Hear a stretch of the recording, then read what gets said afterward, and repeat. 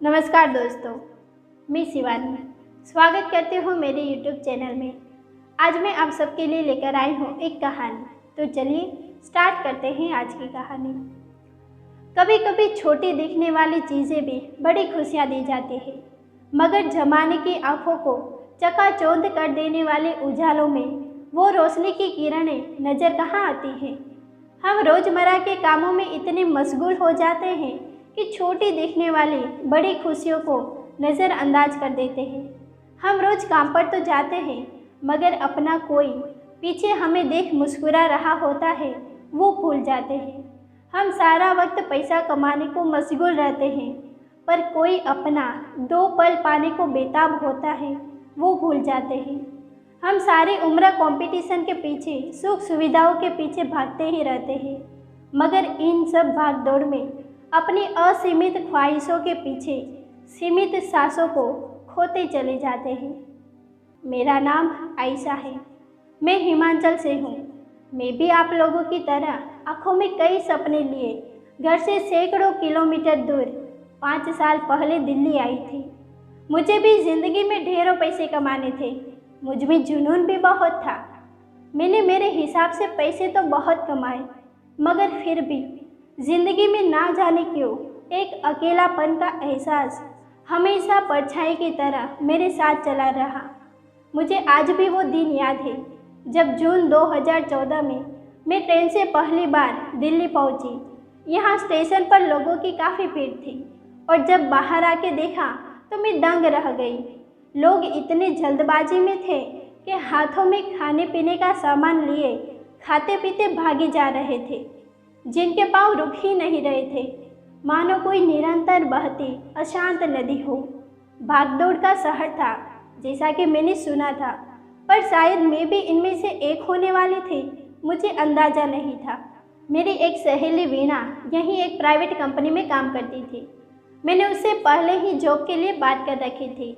वो मुझे station receive करने आई थी, फिर वो मुझे अपने साथ अपने फ्लैट में ले गई, जो कि साकेत मेट्रो स्टेशन के पास था। उसने बताया यहाँ से कैब पिक कर लेता है ऑफिस के लिए। मेरा ज्वाइनिंग में अभी 4 दिन का वक्त था। तब तक मैं क्या करती, तो मैंने सोचा कि दिल्ली देख लूँ, मगर मेरे पास ज़्यादा पैसे ही नहीं थे, सो कुछ ही जगह देख पाई। 2 दिन बाद में वापस काम को लेकर सोचने लगी और पैसे कमाने को लेकर सोचने लगी। देखते ही देखते मेरा ज्वाइनिंग का वो दिन भी आ गया जिसका मुझे बेसब्री से इंतज़ार था। मैं ऑफिस पहुंची, सब नया था मेरे लिए, नए लोग, नया काम। फिर वहाँ पूरे 1 महीने मुझे काम सिखाया गया। मैं काफ़ी अच्छे से काम के साथ फिट हो गई। जुनून जो था, कभी कभी लोग लंच के लिए जाते, पर मैं काम किया करती थी, क्योंकि टारगेट से ऊपर काम करने पे इंसेंटिव जो मिलते थे। मेरी सैलरी 12,000 थी, मगर इंसेंटिव के कारण कभी कभी ज़्यादा पैसे भी मिल जाते थे। मैं कुछ पैसे घर भेजती थी और कुछ अपने लिए रखती थी। धीरे धीरे वक्त बीतता चला गया। 1.5 साल होने को थे। मेरा प्रमोशन भी हो चुका था, सैलरी भी बढ़ चुकी थी, पर मुझ में काम करने का जुनून कम नहीं हुआ था। मैंने कई बार तो ऑफिस टूर भी मिस कर दिया अपने काम को आगे बढ़ाने के लिए, क्योंकि पिताजी के मौत के बाद मैं और मेरी माँ ने बहुत तकलीफ़ें देखी थी। मेरे काम और जुनून को देखते हुए इतने वक्त में मुझे असिस्टेंट मैनेजर बना दिया गया। मेरी खुशी का ठिकाना नहीं रहा, मानो मेरे सारे सपने पूरे होने को हो। मैंने नया फ्लैट लिया और वहाँ सारे सुख सुविधा के सामान थी। धीरे धीरे वक्त बीतते गया, मैं नए मुकाम हासिल करते गई, मगर मैंने पाया कि मुझे वैसी खुशी मिल नहीं रही थी जो मैंने सोची थी कि पैसे होने के बाद आएगी। सब कुछ तो था, मगर एक अजीब सी बेचैनी, एक अकेलापन का एहसास हमेशा रहता था। सुकून जैसे था ही नहीं। मेरे ऑफिस के लोगों ने मुझसे पार्टी मांगी, तो मैंने एक पार्टी प्रमोशन और नए फ्लैट की खुशी में दे दी। सोचा शायद इससे कुछ अच्छा लगे। पार्टी गुड़गांव में एक पब में था। पार्टी का दिन था, लगभग सारे लोग आए हुए, कुछ नए ट्रेनी भी थे। लेट नाइट पार्टी थी तो पार्टी रात 11:30 बजे शुरू हुआ। मैंने केक काटा पर कुछ लोग तो अभी भी नहीं आए थे। अब लगभग 3 घंटा बीत चुका था। सब अपने कपल के साथ ड्रिंक करने लगे और डांस करने लगे। मुझे बहुत घुटन सी होने लगी और मेरा कोई बॉयफ्रेंड भी नहीं था। तो मैंने फ्रेंड्स को कहा मैं थोड़ी देर में आती हूँ और फिर मैं बाहर चली गई। रात के 3 बज रहे थे। मैं पब से बाहर आकर खुले आसमान की तरफ देखते हुए सोचने लगी, क्या ये वही खुशी है जो मुझे चाहिए था? और हाँ, तो सब कुछ पाने के बाद भी मैं खुश क्यों नहीं हूँ? क्या यही मेरी मंजिल का तोहफा है मुझे? क्या इसी के लिए मैंने इतना मेहनत किया? या शायद मेरे दिमाग में ये बातें चल ही रही थी कि तभी एक ट्रेनी जिसका नाम समर था, वो मुझे बधाई देने मेरे नज़दीक पहुंचा। समर ने मुस्कुराते हुए मुझे कहा, हेलो मैम, आप बिजी तो नहीं ना? मैंने भी झट विचारों के परिंदों को जहनी पिंजरे में बंद कर दिया और चेहरे पर झूठी मुस्कान लाते हुए कहा, जी नहीं, बताइए। समर ने फूलों का गुलदस्ता मेरी तरफ बढ़ाते हुए कहा, मैम, मेरा नाम समर है, मैं आपका जूनियर हूँ। कांग्रेस मैम। मैंने भी आभार व्यक्त करते हुए कहा, थैंक यू समर, और फिर से अपने ख्यालों में खो गई। समर ने शायद मेरे हाव भाव से मेरी मनोदशा भाप गया और पूछने लगा, मैम, आप कुछ परेशान सी लग रही है, क्या बात है? आप पार्टी एंजॉय क्यों नहीं कर रही? मैंने थोड़े बेरुखे अल्फाज में धीरे स्वर में उसे कहा, कुछ नहीं, तुम जाकर एंजॉय करो। पर वो थोड़ा सा जिद्दी था। कहने लगा, मैम प्लीज़, आप कहिए तो सही, आपकी पार्टी और आप यहाँ हैं तो मैं कैसे एंजॉय कर सकता हूँ?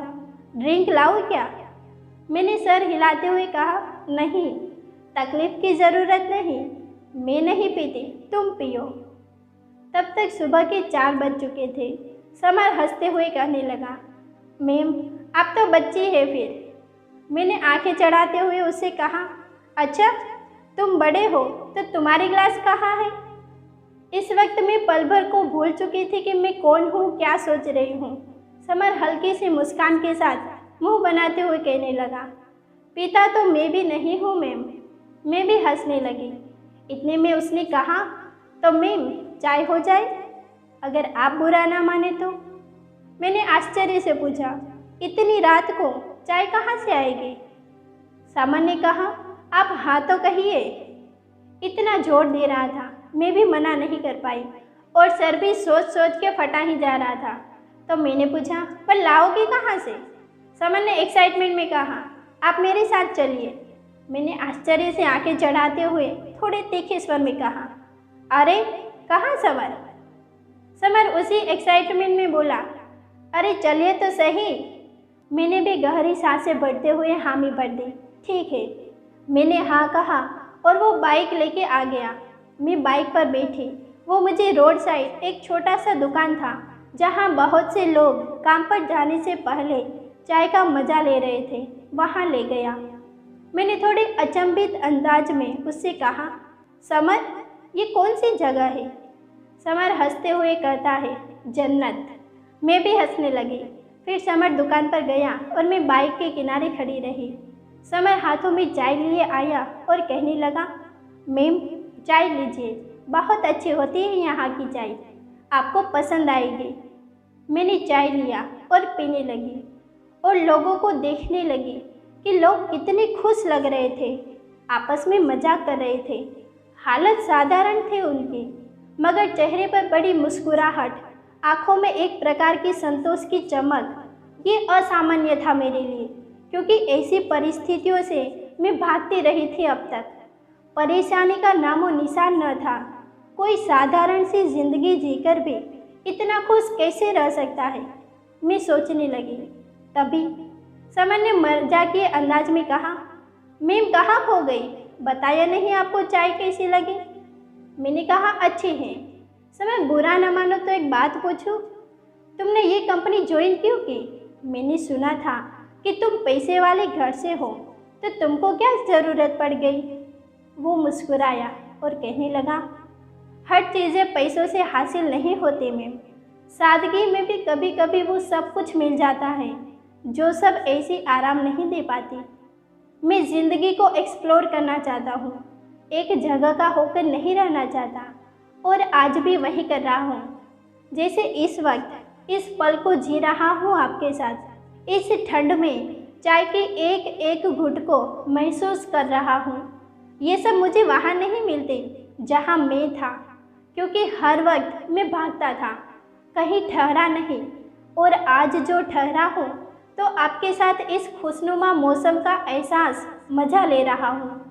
कुछ लोग पूरी ज़िंदगी खुशियों के इंतज़ार में सिर्फ वक्त काटते रहते हैं, और कुछ लोग उन्हीं पलों में पूरी ज़िंदगी जी जाते हैं। और मैं ज़िंदगी जीना चाहता हूँ, काटना नहीं। उसकी बातों ने मेरे दिल को छू लिया। पता नहीं क्यों, पर आज वो बेगाना भी अपना सा महसूस हो रहा था। आज ये ठहराव भी मुझे बहुत ज़्यादा सुकून दे रही थी, जिसे मैंने पिछले 5-6 सालों में कभी महसूस ही नहीं किया था। मैं बस उसकी तरफ देख रही थी। समर मुस्कुराते हुए बोला, क्या हुआ मैम, कहाँ खो गई? मैंने कहा कुछ नहीं, और मुस्कुराई, और हम दोनों पब की ओर बढ़ने लगे। मुझे आज ज़िंदगी का असली रंग समझ में आ गया था। सुबह होने लगी थी। उगते सूरज की एक एक किरणें मानो मेरी ज़िंदगी का वो हिस्सा मुझे दिखा रहे थे जिसमें कभी अंधेरा था ही नहीं, सिर्फ मेरी आंखें बंद थी। चिड़ियों की चहचहाहट कानों को मदमस्त मिठास दे रही थी। मुझ में एक अजीब सा उमंग छाने लगा था। ठंडी हवाएं मुझे छूकर मेरे होने का एहसास करा रही थी। आज मानो मैंने खुद को पा लिया हो। दोस्तों, कहानी अगर पसंद आई हो तो वीडियो को लाइक करें, शेयर करें और चैनल को सब्सक्राइब करना ना भूलें। Thank you.